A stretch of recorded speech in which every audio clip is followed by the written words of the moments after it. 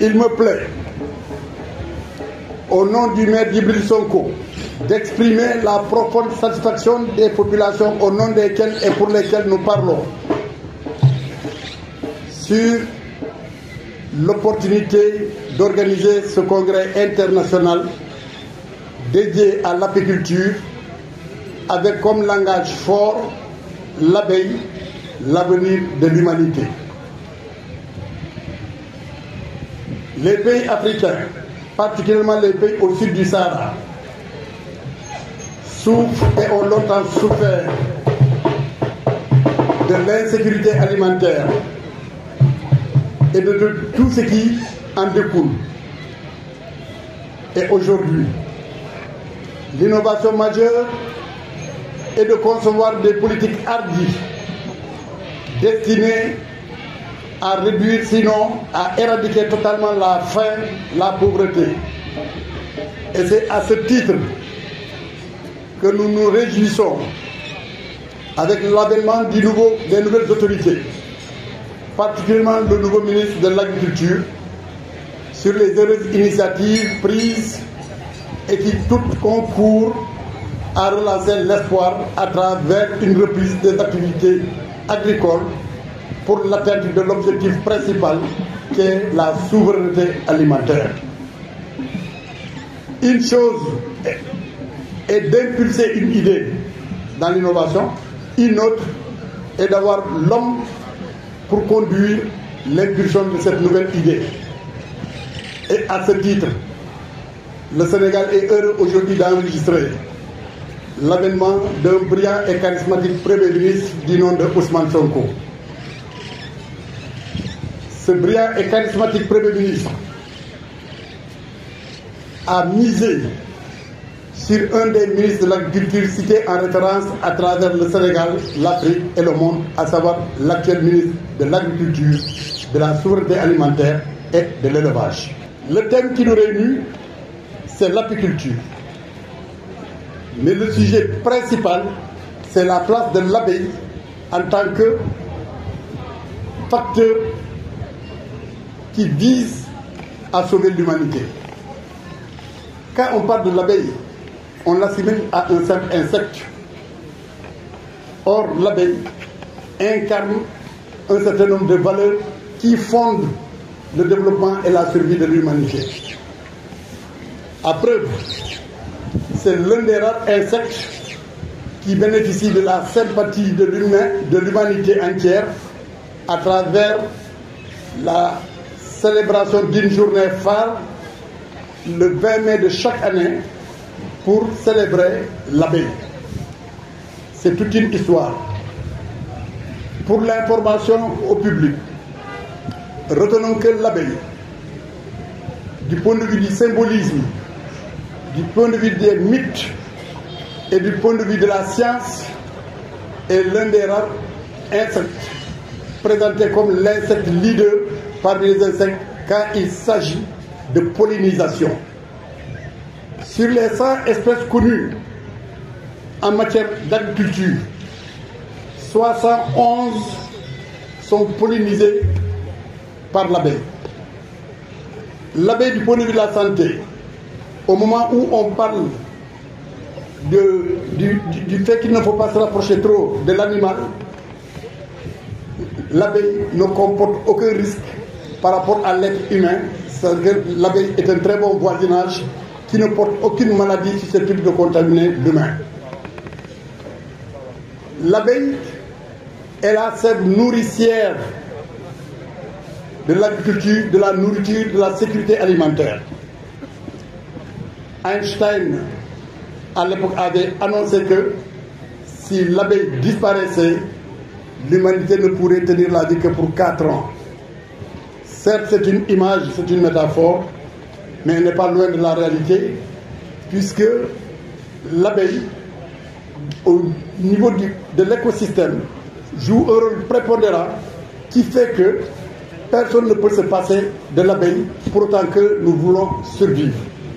Et c'est pourquoi l'abeille mérite notre attention en vue d'être protégée, puisque quand nous protégeons l'abeille, c'est un renforcement du dispositif et de l'outillage qui vise à atteindre la souveraineté alimentaire. Fort de ces convictions, qu'au nom du maire, nous nous réjouissons qu'une commune comme Ziguinchor soit choisie aujourd'hui pour célébrer et expliquer aux populations la place de l'abeille dans l'humanité, dans le développement. Au nom du maire, nous nous félicitons aussi de cette belle mobilisation des différents acteurs de la filière qui sont venus d'un peu partout, aussi bien de l'Europe, de l'Afrique et des différentes régions du Sénégal. Mesdames, Messieurs, pour tout dire, la commune de Ziguinchor reste ouverte et marque sa disponibilité à accompagner les initiatives tendant à favoriser aussi bien la promotion de l'abeille, à promouvoir l'auto-emploi qui nous est si cher, à promouvoir tout ce qui peut s'inscrire en rapport avec les idéaux pour lesquels nous nous mobilisons aujourd'hui derrière les nouvelles autorités. Cette union des coopératives a pour objet de structurer et de promouvoir le développement de la filière apicole afin de favoriser la transmission d'abord avec ses membres apiculteurs, mais aussi en collaboration avec l'ensemble des acteurs de la filière.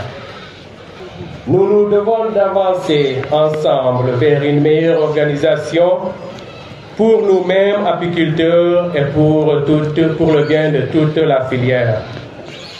En effet, l'apiculture est bel et bien praticable dans la région de Ziguinchor, qui regorge d'énormes potentialités avec une flore très diversifiée en espèces mellifères et pollinifères.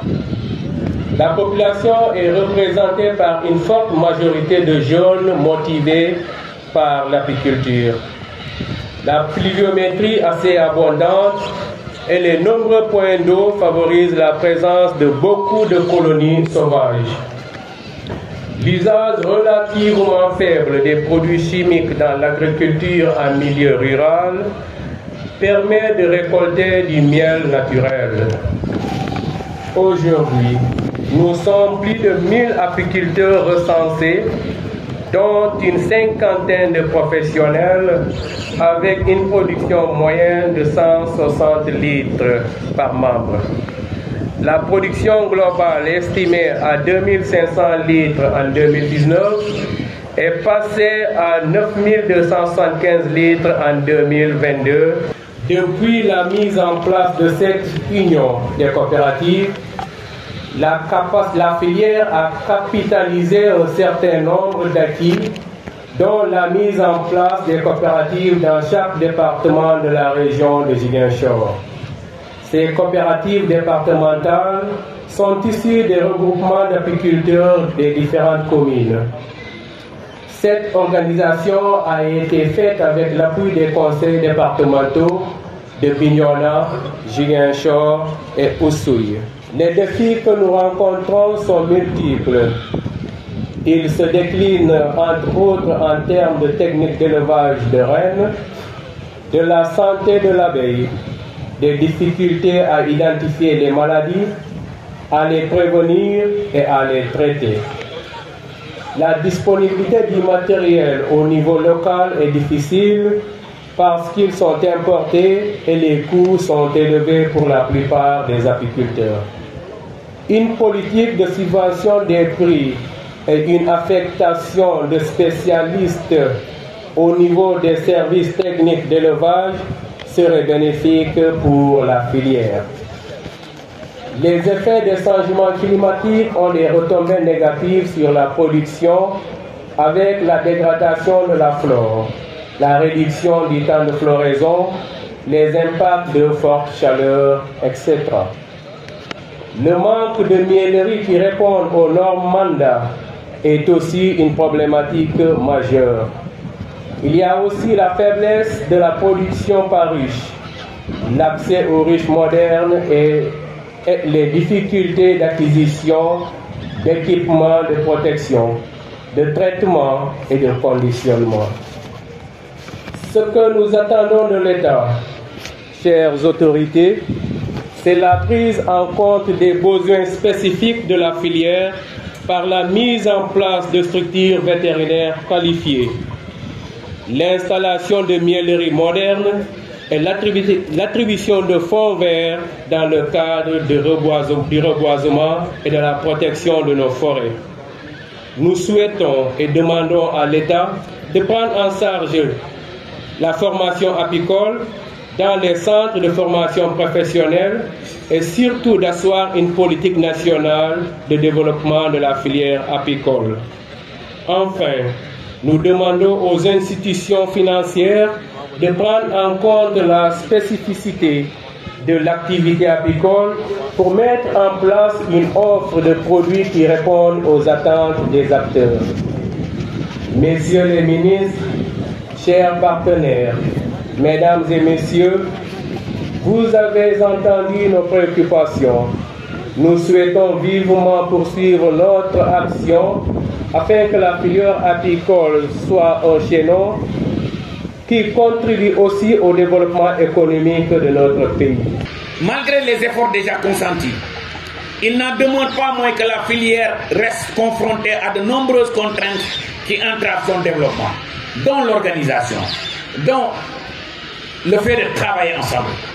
Parmi ces contraintes, je citerai entre autres la faible structuration des acteurs, le manque de capacité des acteurs pour produire du miel de qualité, le manque d'infrastructures modernes de transformation, le nombre limité de centres de formation et d'encadrement des apiculteurs, la cherté du matériel et des équipements apicoles, l'accès au marché des produits apicoles et la difficulté d'accéder à un crédit adapté. Je dis souvent, pour que le banquier te finance, il faut deux choses d'abord.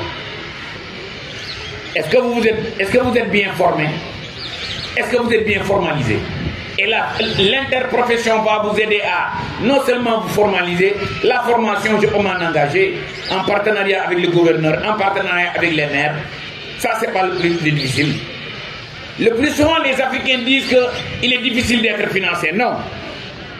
Il y a 30 institutions financières au Sénégal. Si chacun nous donne même 5 milliards de francs CFA, c'est 150 milliards de francs CFA. Or, on n'en a besoin que de 30 pour démarrer. Donc, le problème, ce n'est pas le financement. Le problème, c'est quoi? Il faut s'organiser d'abord pour qu'on puisse vous former, pour qu'on puisse vous formaliser, et en plus, le financement va venir. Le fait que le miel, produit dans des conditions très très facilement qualifiées de bio, nous avons des corridors pour exploiter le marché européen, le marché chinois, le marché asiatique, le marché américain. Donc j'ai l'intime conviction que le problème de débouché ne va pas se poser. Et aussi, il y a le branding, le Made in Sénégal, Made in Ziguinchor, Made in Bignona. Ça, c'est un label qui se vend.